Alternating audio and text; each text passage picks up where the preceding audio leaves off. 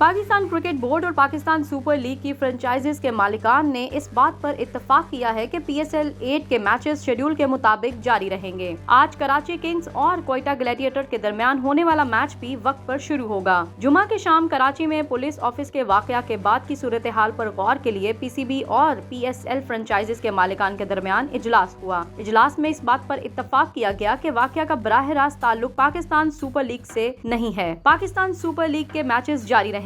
दो फ्रेंचाइजीज के मालिकान और PCB के एक जिम्मेदार ओहदेदार ने इस बात की तस्दीक की है कि कराची में शेड्यूल्ड कराची किंग्स और कोयटा ग्लैडिएटर्स के दरमियान मैच वक्त पर शुरू होगा। PSL के बकिया मैचेस भी वक्त पर होंगे। पेशावर ज़ल्मी की टीम प्रोग्राम के मुताबिक कराची का सफर करेगी, जबकि इस्लामाबाद की टीम भी कराची से मुल्तान पहुंच चुकी है। इजलास में इत्तफाक किया गया खिलाड़ियों को पहले से ही सरबराहान मुमलिकत के लेवल की सिक्योरिटी दी गई है, जो किसी भी मुल्क में सिक्योरिटी का सबसे टॉप लेवल होता है।